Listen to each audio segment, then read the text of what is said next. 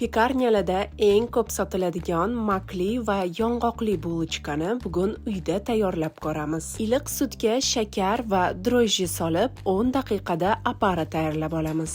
Keyin esa bir dona tuxum, vanil shakari va ozgina tuz solib un bilan xamir qoramiz. Tayyor bo'lgan xamirga uy sharoitida yumshagan sariyog'ni mushtlab yedirib 2 soatga iliq joyga olib qo'yamiz. Nachinkasi uchun makka qaynatilgan suvni solib yarim soatga olib qo'yamiz va qovurilgan yong'oqlarni pichoq yordamida maydalab olamiz. Ivigan makni tavaga solib ustidan zgushshonka, koritsa va ozgina sariyog'ni solib 12-15 daqiqa davomida o'rta olovda qaynatamiz.